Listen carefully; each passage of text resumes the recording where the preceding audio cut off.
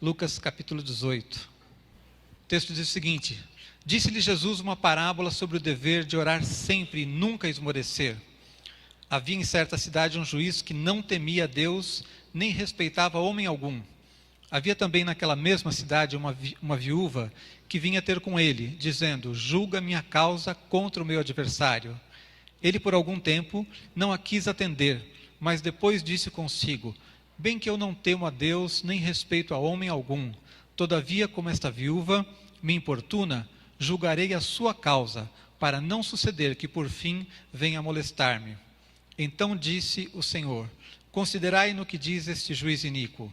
Não fará Deus justiça aos seus escolhidos, que a ele clamam dia e noite, embora pareça demorado em defendê-los? Digo-vos que depressa lhes fará justiça. Contudo, quando vier o Filho do Homem, achará porventura fé na terra?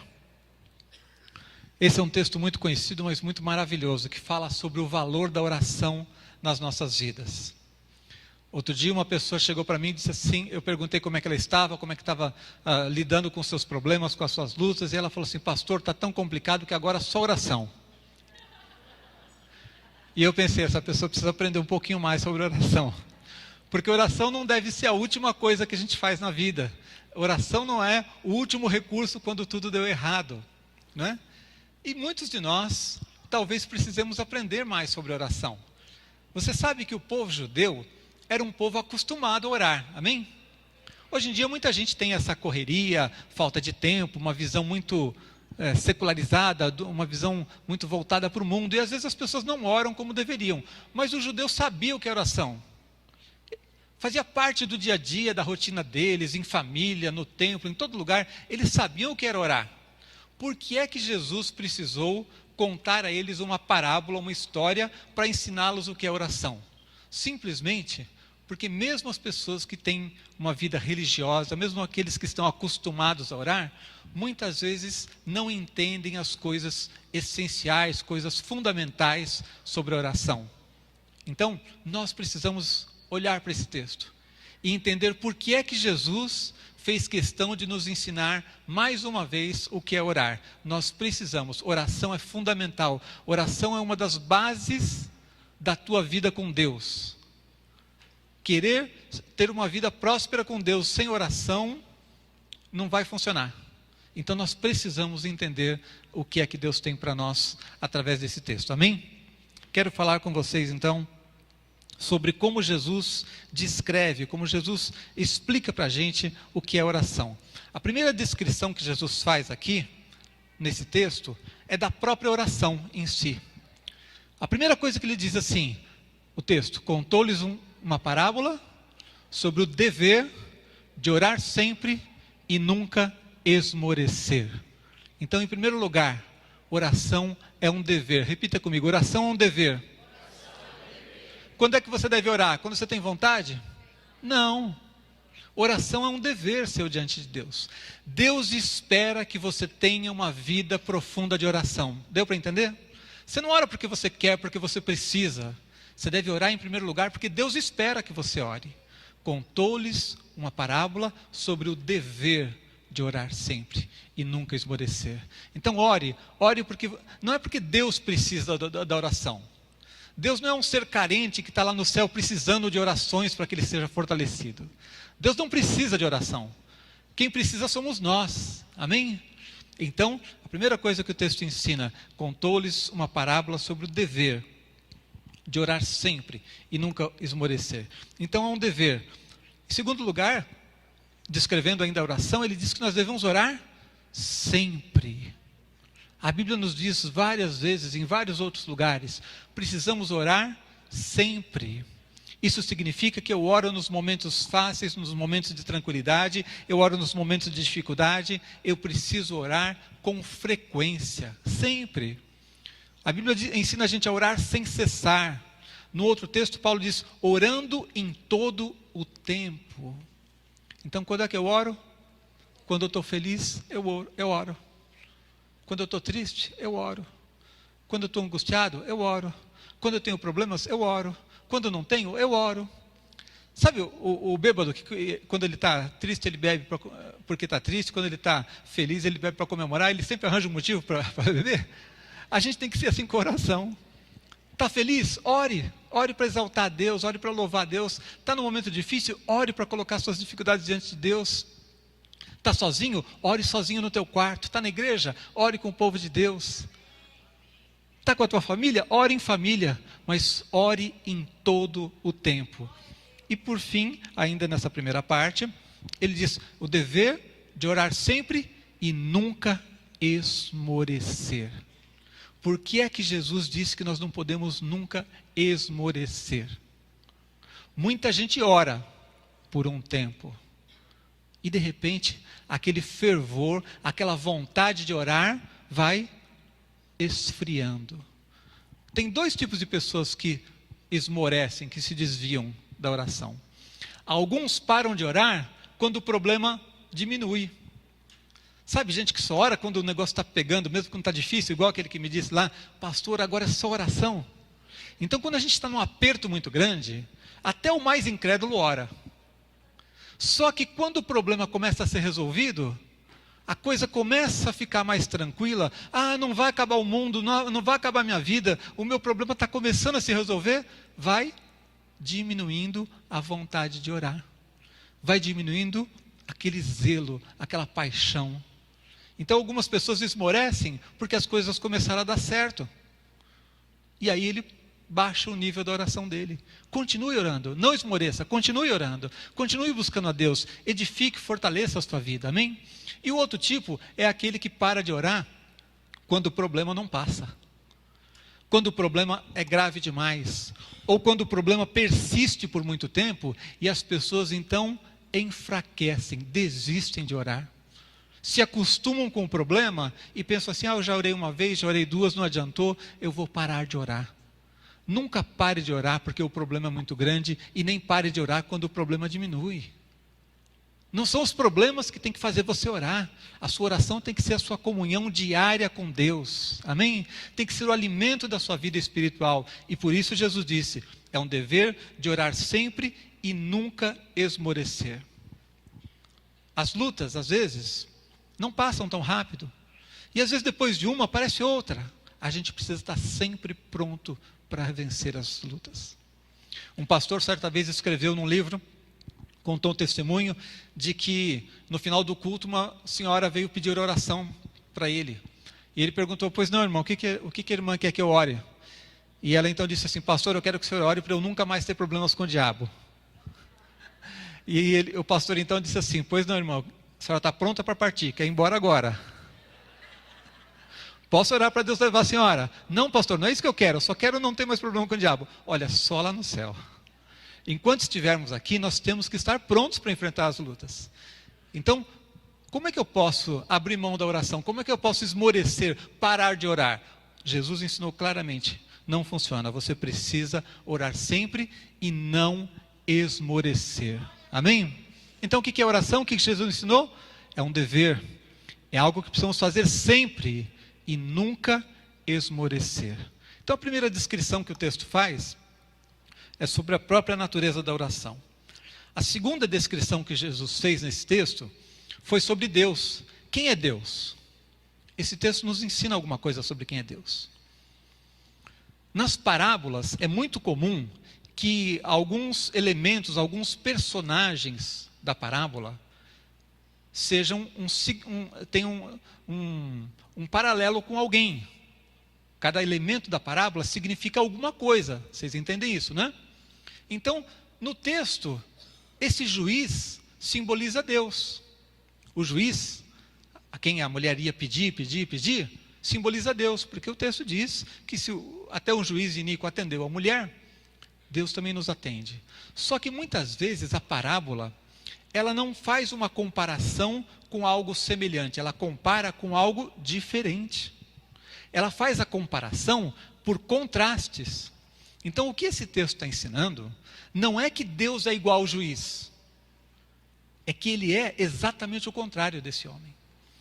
A comparação é para mostrar assim, um homem injusto, que não amava as pessoas, que não tinha misericórdia das pessoas, que não se importava com ninguém, até uma pessoa assim, de tanto ser importunado, foi lá e atendeu a oração da mulher, o pedido da mulher. Deus, muito mais. Porque você, quando ora, não está orando para uma autoridade insensível. Você não está orando para uma pessoa que não está nem aí com você, como grande parte das nossas autoridades, não é? Você não está orando para uma pessoa que fala assim, eu vou atender ele para ele parar de me encher. Porque Deus não se cansa. Você não está orando para alguém que você tem que marcar uma audiência para talvez um dia ele te atender. Quando você ora, imediatamente a conexão está feita com Deus. Amém? Então, quando o texto está nos mostrando, fazendo essa comparação, mostrando como o juiz iníquo atendeu o pedido daquela mulher, está mostrando que Deus também nos atende. Mas a comparação não é por sinônimo, é por contraste. Está dizendo assim, Deus é muito maior do que esse juiz iníquo. Deus é muito melhor, Ele é seu Pai, Ele te ama. Então, quando você estiver orando, é bom você se lembrar de quem é Deus. Deus é um Deus justo, Deus é um Deus que é Pai. A Bíblia diz que se até nós, que somos pais imperfeitos, abençoamos nossos filhos, até nós, que somos pais imperfeitos, temos prazer em dar boas coisas aos nossos filhos, quanto mais o nosso Pai Celeste. Quantos são pais e mães aqui? Você tem prazer em abençoar seus filhos? Você acha que você é melhor do que Deus ou Deus é melhor que você? Por mais que você seja um bom pai ou uma boa mãe, você acha que você é melhor que Deus ou Deus é melhor que você? Então, quando você entrar na presença de Deus para orar, você está falando com o Pai Celeste. Perfeito. Amém? O Pai Celeste. O que te ama. Então, o texto nos mostra quem é Deus. A terceira descrição que o texto faz é a respeito do homem, do ser humano, de quem é o homem. E mais uma vez, aqui é um contraste. Se na historinha lá, sobre o juiz, que foi importunado pela viúva até que atendeu, se o juiz representa Deus, a mulher representa todos nós. Todos nós que vamos apresentar os nossos pedidos, as nossas necessidades, todos nós que temos problemas para resolver e que vamos buscar uma solução. Só que, mais uma vez, o ensino não é através de sinônimo, é através de contraste. Nós não somos como a viúva. Por que Jesus usou a figura de uma viúva? O que isso representaria para as pessoas que estavam escutando a história que ele contava? A viúva era um sinônimo de uma pessoa carente, de uma pessoa necessitada, de uma pessoa que não tinha amparo, de uma pessoa que talvez não tivesse nem muito valor perante a sociedade, não era uma pessoa talvez produtiva. Era isso que o texto está mostrando. Uma pessoa frágil, uma pessoa necessitada. Mas o que é que Deus nos mostra? Nós somos amados de Deus. O homem, quando vai orar, a mulher quando vai orar, você está entrando na presença de Deus, só que você é amado por Deus. Você não é uma pessoa desprezada como aquela mulher foi. Você não é uma pessoa sem significado, sem valor, como aquela mulher era para aquele juiz. Você é uma pessoa que foi amada por Deus a tal ponto que a Bíblia diz que Deus mandou o seu Filho unigênito para que todo aquele que nele crê não pereça, mas tenha vida eterna. Amém? Pode aplaudir ao Senhor.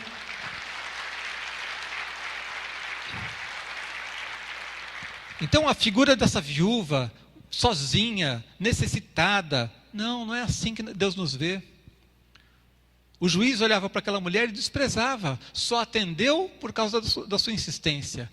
Deus não te atende por causa da sua insistência, porque você está perturbando a Ele. Você não precisa ter medo de perturbar a Deus. Deus não se perturba. Deus te atende porque Ele te olha como filho. A Bíblia nos diz que nós somos herdeiros de Deus, co-herdeiros com Cristo. Significa que ali na cruz, Jesus conquistou para nós uma posição de filhos na presença do Pai. E como filhos, nós temos direito legal a toda herança que Jesus tem diante do Pai. Quando Deus olha para você, Ele não vê o cidadão pecador, teimoso. Quantos são teimosos aqui? Levanta a mão. Ah, sabia que tinha alguns. Deus não vê isso. Sabe o que Deus vê? o sangue de Jesus. Ele olha para você e ele te abençoa pelos méritos de Jesus, não é pelo que você merece. Por isso que é graça, graça. E muita gente até hoje não entendeu isso. Por que é que Jesus está nos ensinando a orar? Porque às vezes a gente não entendeu ainda o que é oração. A gente chega na presença de Deus. Sabe quando você chega no final do ano e vai pedir o seu presente de Natal? Aí o filho pensa assim, bom, não mereci muito, né? As notas não foram tão boas assim, mas eu vou chegar lá, quem sabe eu consigo alguma coisa. Não, com Deus não é na base do mérito seu. Com Deus, quando você chega diante dele, você é um filho amado, perdoado, lavado pelo sangue de Jesus, e você vai receber as coisas de Deus por causa da graça de Deus, por causa do sangue de Jesus que foi derramado por você. Amém? Pode aplaudir.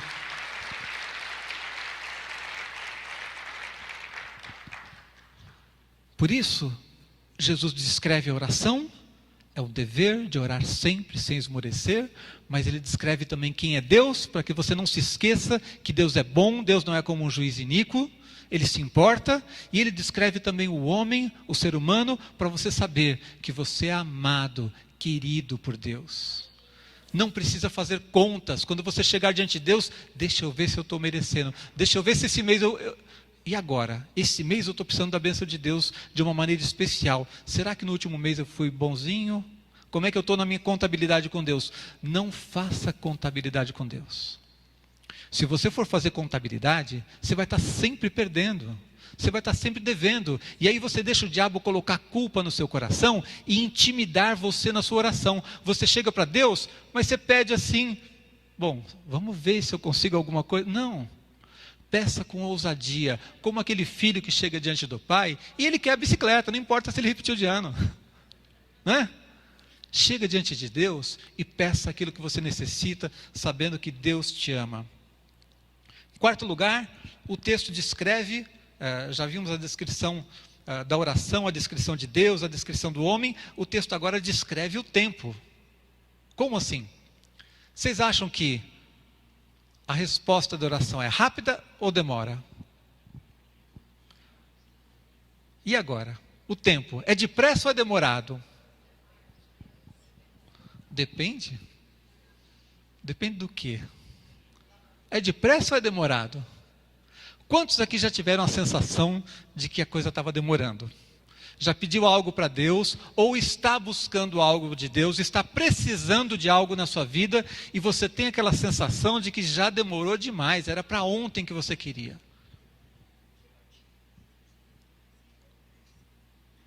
O texto ensina, é depressa ou demorado? Veja lá, o texto diz assim, não fará, versículo 7 e 8, não fará Deus justiça aos seus escolhidos, que a Ele clamam dia e noite, embora pareça demorado em defendê-los. Parece demorado mesmo. Presta atenção. Parece. E aí o versículo 8 diz, digo-vos que depressa, repita comigo, depressa. Parece demorado, mas não é, é depressa. O texto está dizendo, lhes fará justiça. Então o tempo é sempre um problema para a gente. Certa vez, uma pessoa encontrou seu amigo e percebeu que ele estava meio perturbado, estava agitado e tal, e disse assim, rapaz, o que está acontecendo com você? Ele falou assim, nada não, é que eu estou com pressa, mas parece que Deus não está. Eu estou com pressa, mas parece que Deus não está. E aí a gente fica ansioso. Né? A nossa ansiedade faz as coisas parecerem demoradas, mas Deus sempre age no tempo certo, no tempo oportuno, ainda que pareça demorado. Sabe por que parece demorado? Quantos já tiveram a experiência aqui de fazer uma viagem e ter a impressão que a volta foi mais rápida? Levanta a mão. Eu pensei que era só eu. Você vai... Eu ia muito para Atibaia, meus pais moravam lá, é 1 hora para ir, 1 hora para voltar.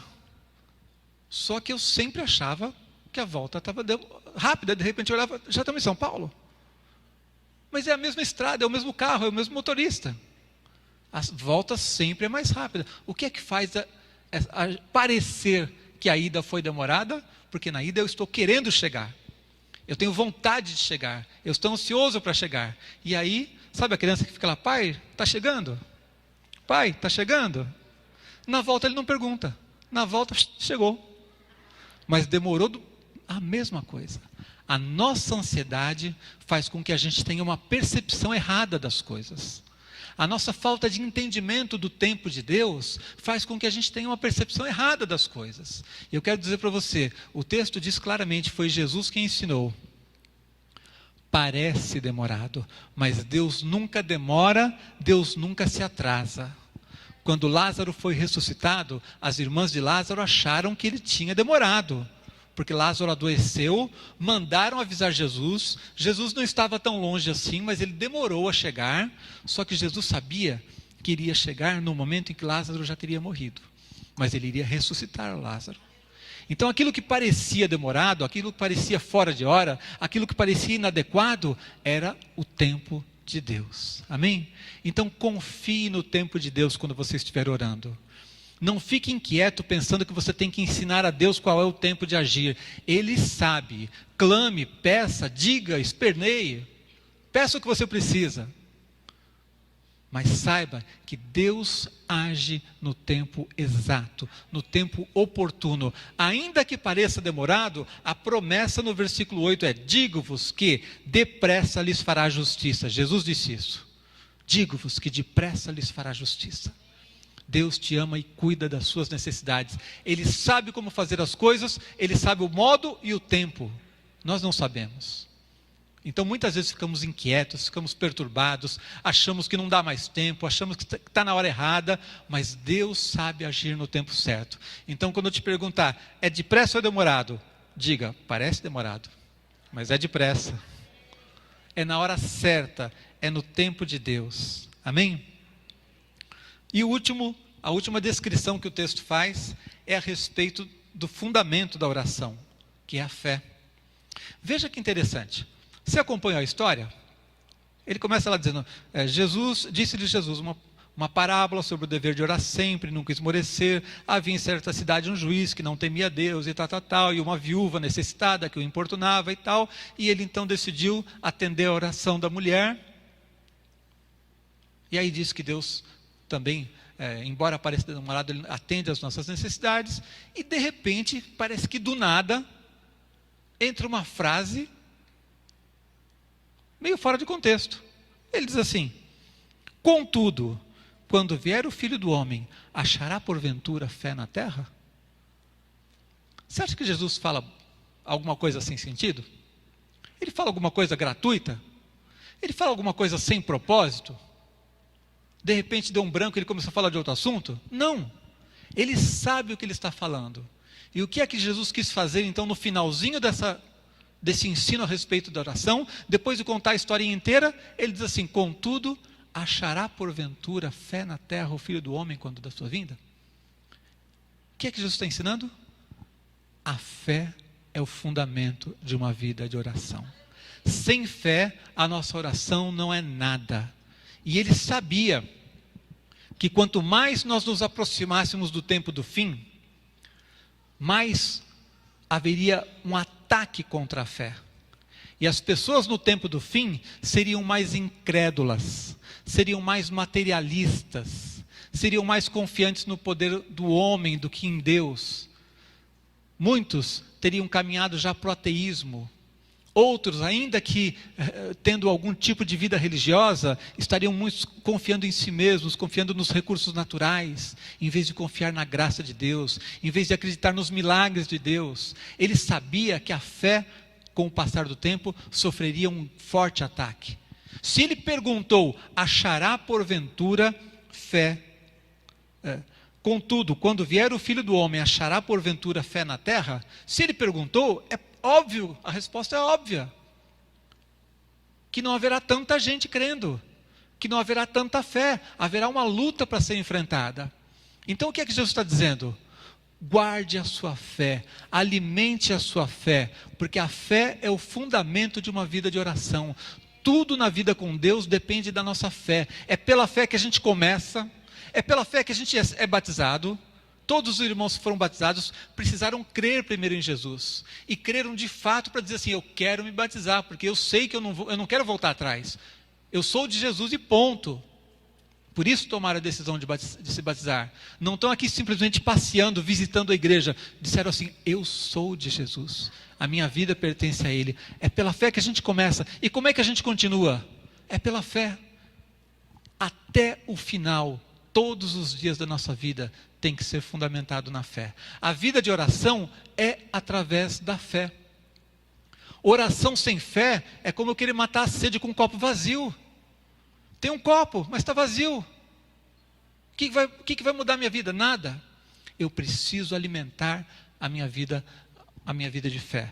Então, fé é condição essencial. Quanto mais nós nos aproximamos do fim, e aqui é óbvio que a gente está cada vez mais perto, não é?